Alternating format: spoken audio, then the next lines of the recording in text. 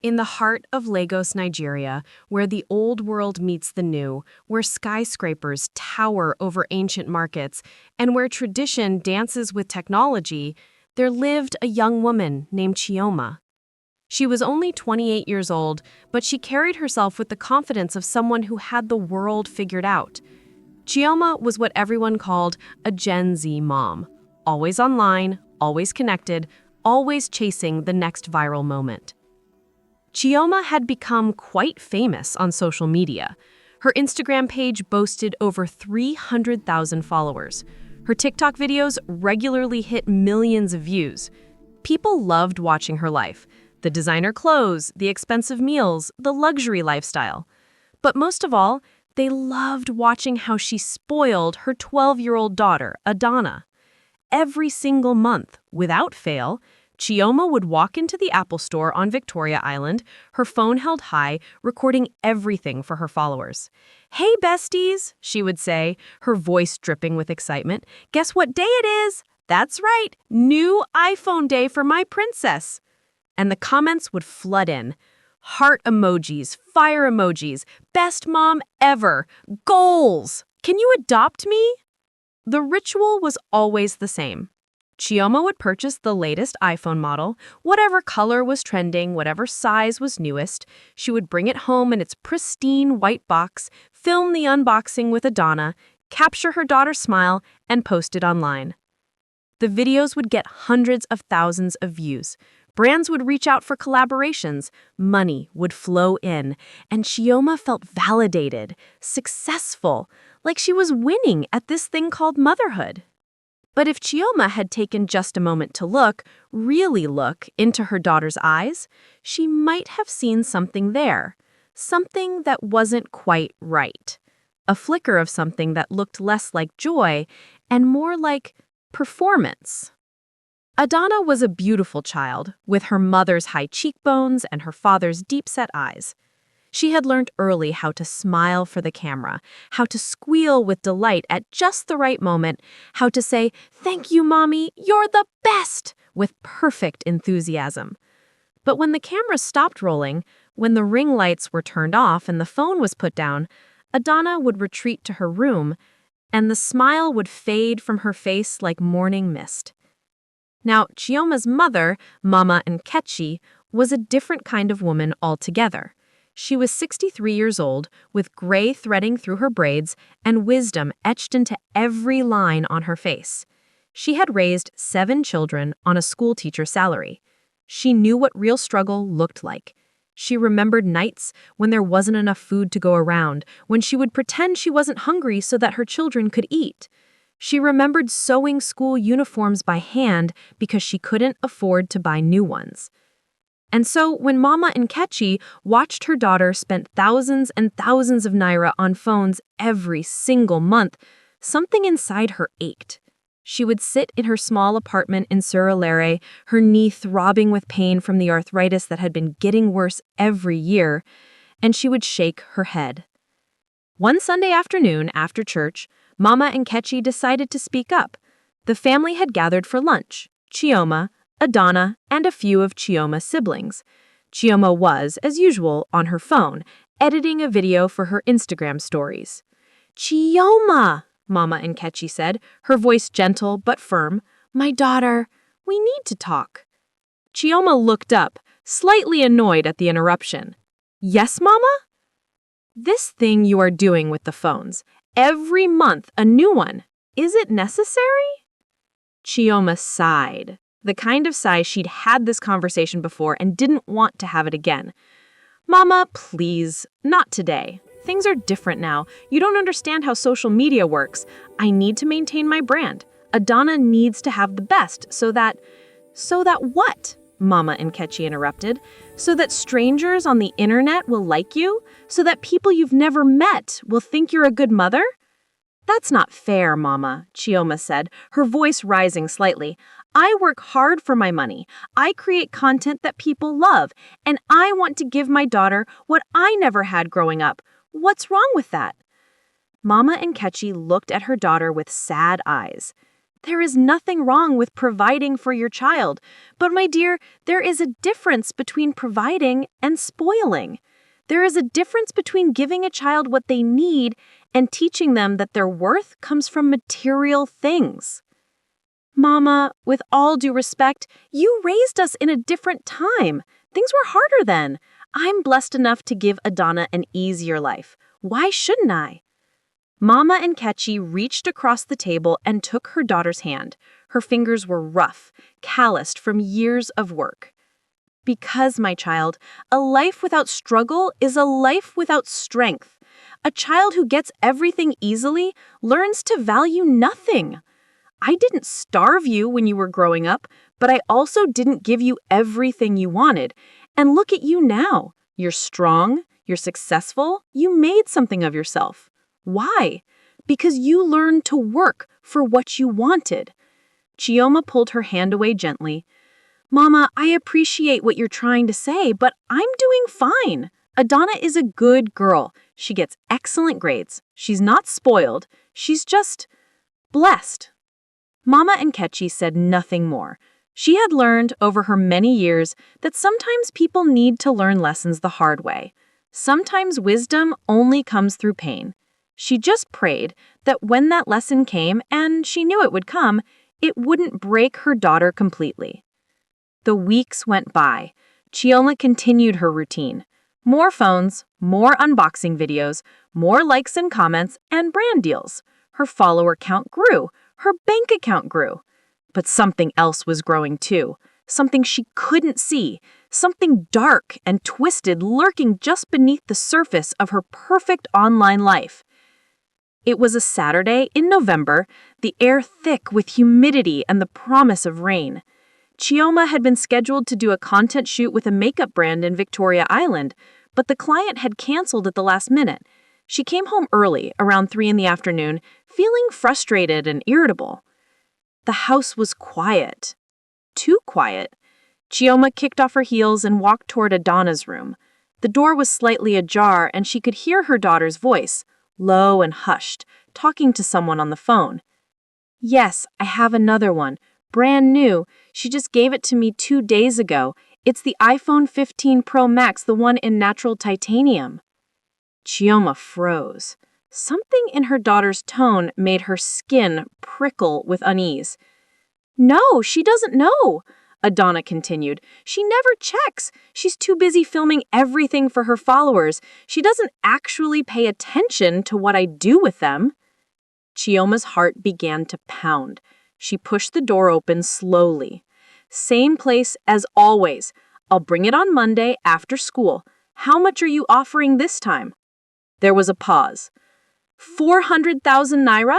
But last month you gave me 450,000 for the same model. Why less? Another pause. Fine, whatever. Yes, Monday at 4, behind the ShopRite. Okay, bye. Adana turned around and nearly dropped her phone when she saw her mother standing in the doorway. Her eyes went wide, her face drained of color. Mom, I didn't hear you come in.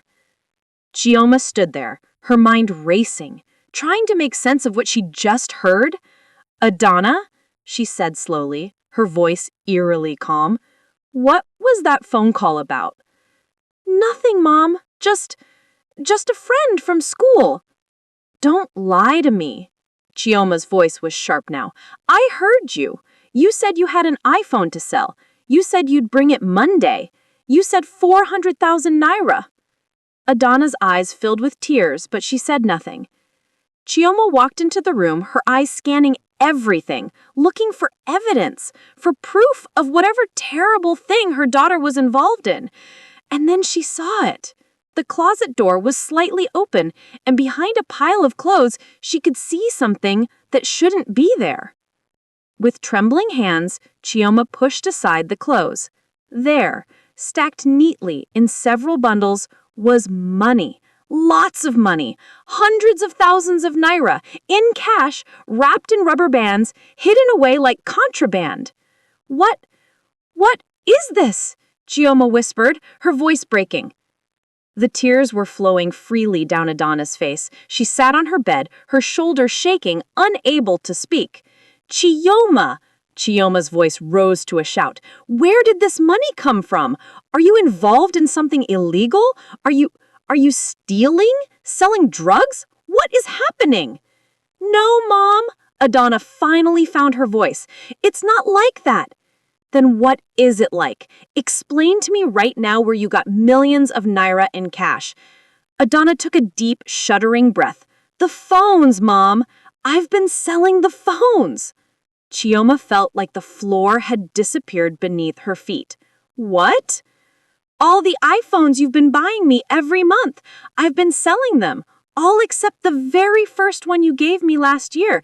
That one I kept because that was before you started doing it for the camera. That one felt real. Chioma sank down on the bed next to her daughter, her mind reeling. You've been selling them? To who? There's a man. Uncle Tunde. He has a shop in Computer Village. He exports phones to other countries. I met him through a friend at school whose brother works for him.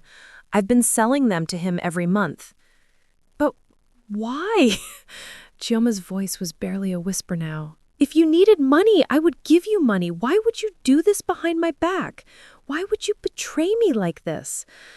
And that's when Adana looked at her mother with eyes full of pain and frustration, and something that looked like years of bottled up hurt finally breaking free. Because, Mom, you never asked me what I wanted. You never asked if I needed another phone. You just kept buying them and buying them, making your videos, getting your likes, building your brand. But did you ever stop to think about what I actually needed? What I actually wanted? Chioma felt like she'd been slapped. I was trying to give you everything. I don't need everything, Mom. Adana was crying harder now. I needed you to see me, really see me, not as content for your followers, not as a prop in your videos, but as your daughter. The room fell into a heavy silence, broken only by the sound of Adana's sobs and the distant rumble of thunder as the rains finally began to fall outside. What did you need the money for? Chioma asked quietly. Adana wiped her eyes from the back of her hand. Grandma and Nkechi. What about her? Her knee, Mom. She's in so much pain. I see how she limps when she thinks no one is watching. I hear her groan when she stands up. She needs surgery, but it's expensive, and she won't ask you for help because she doesn't want to be a burden. Chioma's breath caught in her throat. How do you know this? Because I talked to her, Mom. I actually talked to her. Not while filming, not for content, just talk.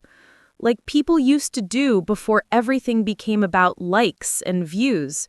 Adana's voice was bitter now. She told me about her knee. She told me the doctor said she needs a replacement, but it costs over 2 million naira. She said she's been saving little by little from her pension, but it's taking so long, and every day the pain gets worse.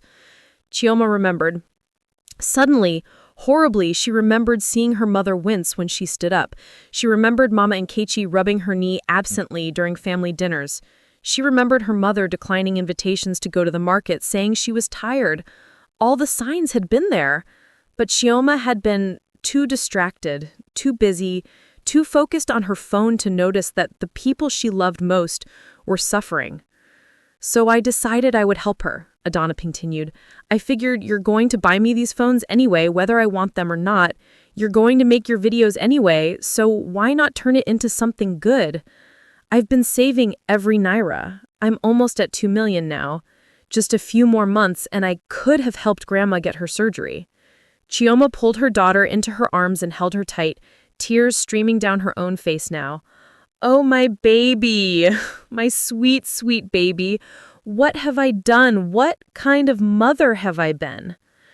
They sat there together as the rain pounded against the windows, as thunder rolled across the Lagos sky, as everything Chioma thought she knew about herself and her life came crashing down around her.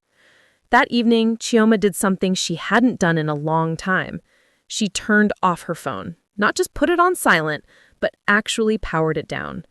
Then she sat with Adana, and they talked, really talked, for hours.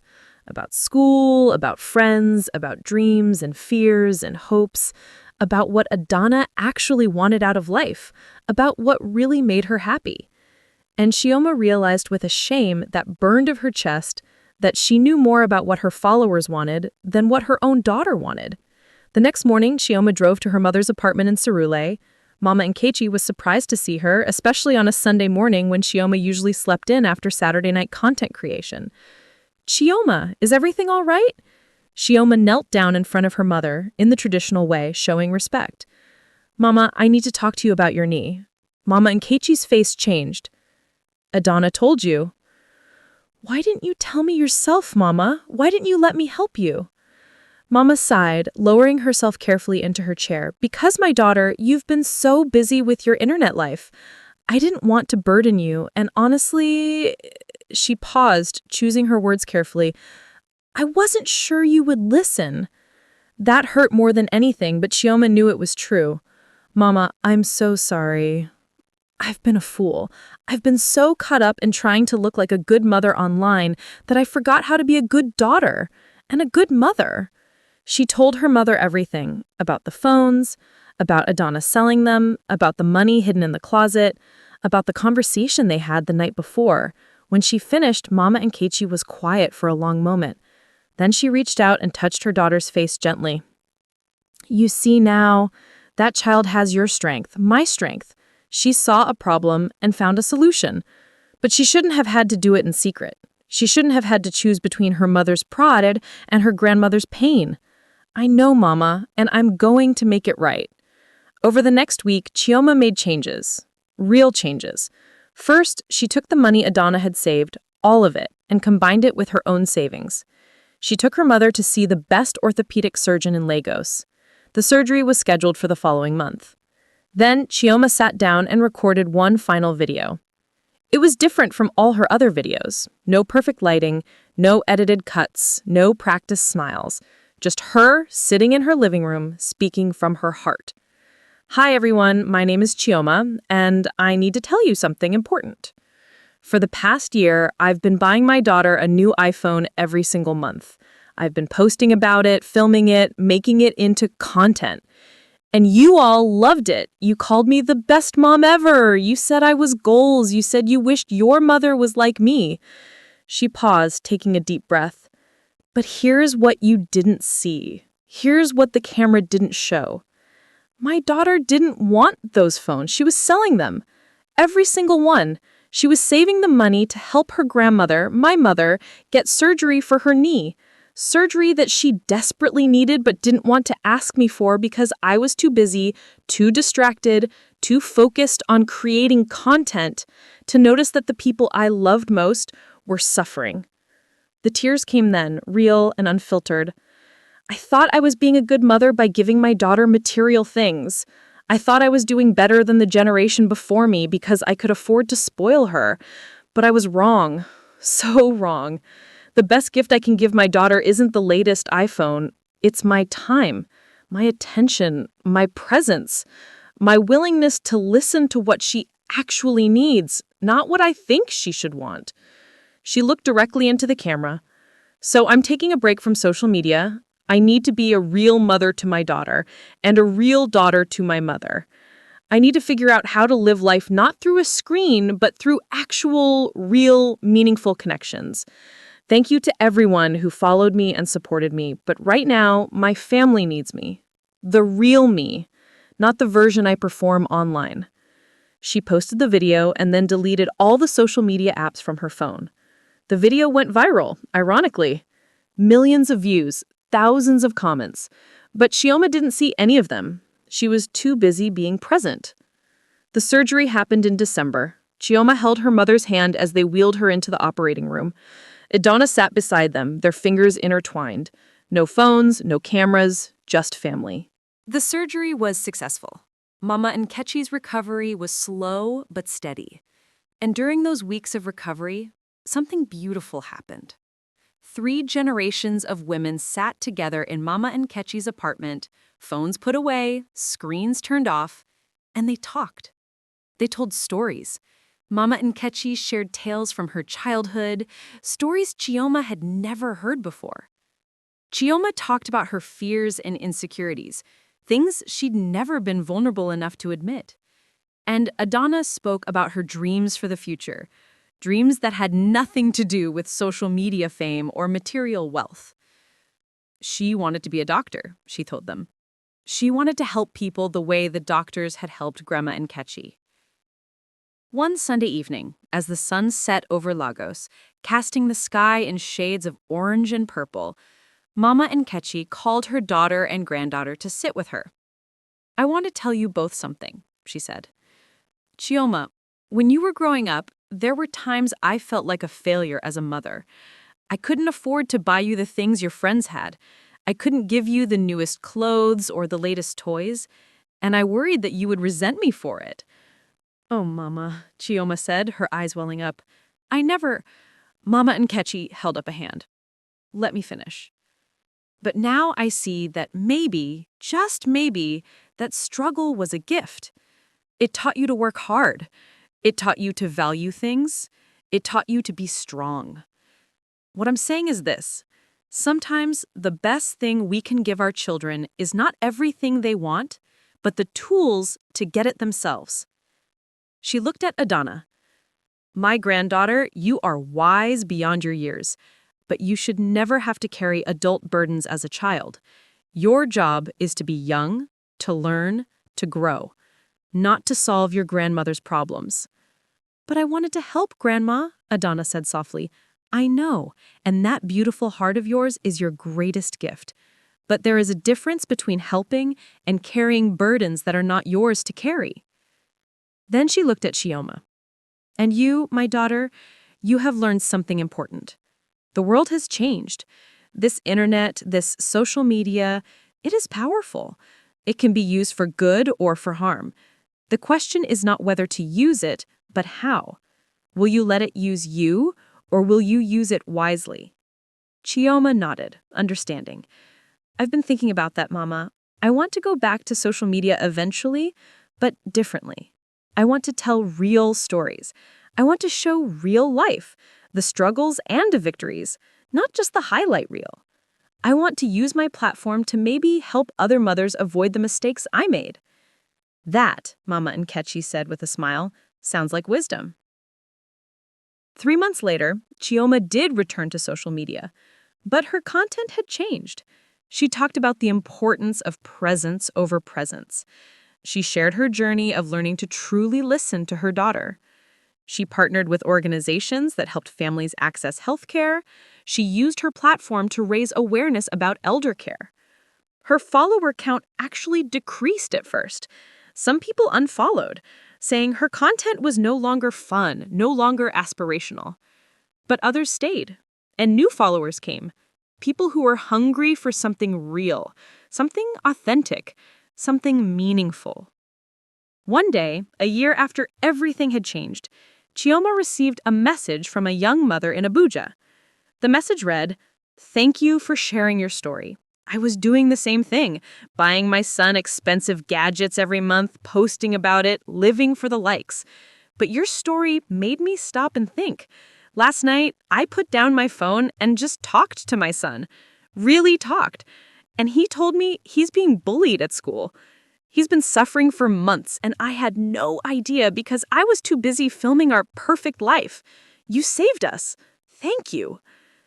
Chioma showed the message to Adana and Mama Nkechi. They all cried together.